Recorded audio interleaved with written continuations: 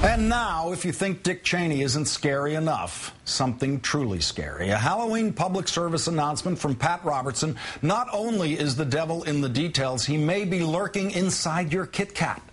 Our #1 story, beware of demonic candy. Pat Robertson's Christian Broadcasting Network website is alerting the masses on the dangers of goblin-infused M&Ms. In a posting titled, "The Danger of Celebrating Halloween," guest writer Kimberly Daniels offers this timely advisory.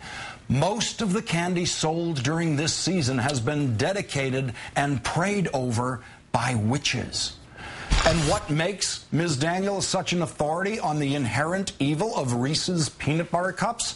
She tours the country in a 30-foot Winnebago called the Demon Buster and has been known to tell witches they serve sissy punk gods.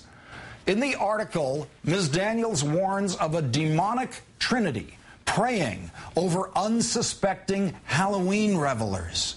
The truth is that these demons that have been presented as scary cartoons actually exist. I have prayed for witches who are addicted to drinking blood and howling at the moon. Ms. Daniels elaborated on the possibility of vampire gummy bears on Charisma Magazine's Prophetic Insight blog. Apparently too frightening for even Pat Robertson. It was not included in her Christian Broadcasting Network article. I do not buy candy during the Halloween season. Curses are sent through the tricks and treats of the innocent, whether they get it by going door to door or by purchasing it from the local grocery store. The demons cannot tell the difference.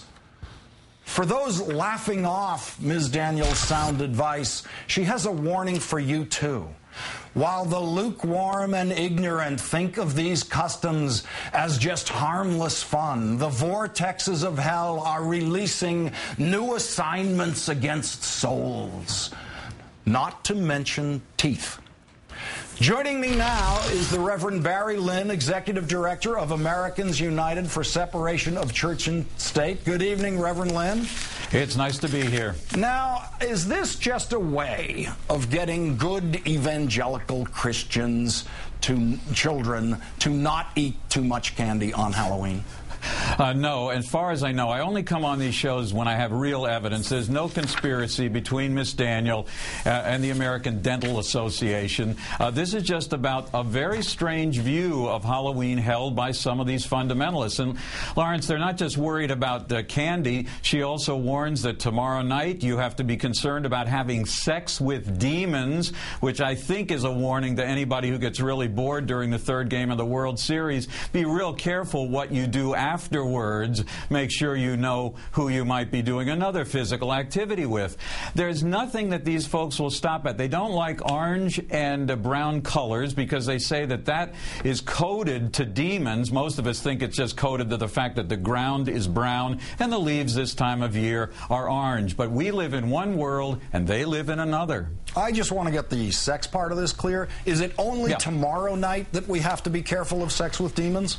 No, and in fact, I'm glad you brought that up because it's also not only tomorrow, if you follow her logic, that you have to worry about candy. Because think about this, if you had really clever demons, wouldn't they be inside candy canes by now so that they could really trick you and get into your body around Christmas time? So all demons probably aren't that smart, but I think it is something to be concerned about.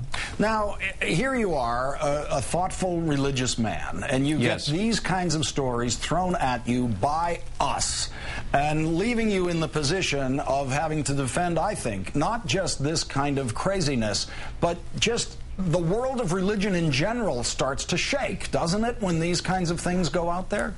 No, of course it does. I mean, the fact is, and the serious fact here, is that in this case, Robertson and company are demonizing people who are Wiccans and pagans, who are very spiritual people, very decent people. I've represented them. I'm also a lawyer as well as a minister, and I represented them in a number of cases.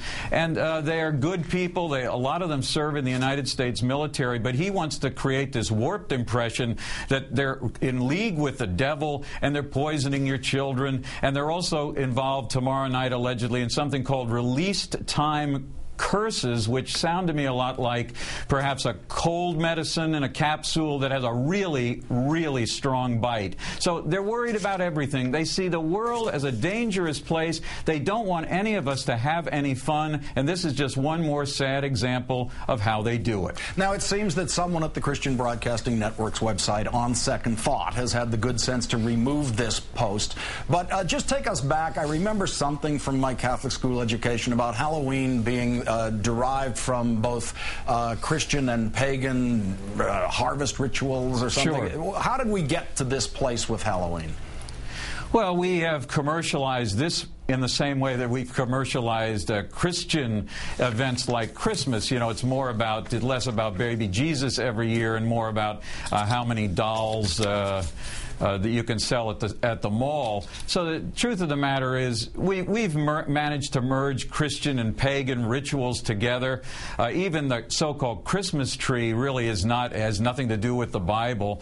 But what these folks are really specific. They just don't like anybody that's different from them, and that means they don't like the pagans, the Wiccans, the witches. They want to connect them to the devil. Reverend Barry Lynn of the Americans United for Separation and Church and State, thank you very much for making the nation aware of no sex with demons tomorrow night. Thanks for joining us tonight. Thank you. I'm leaving you a Snickers bar here in Washington. Thank you very much.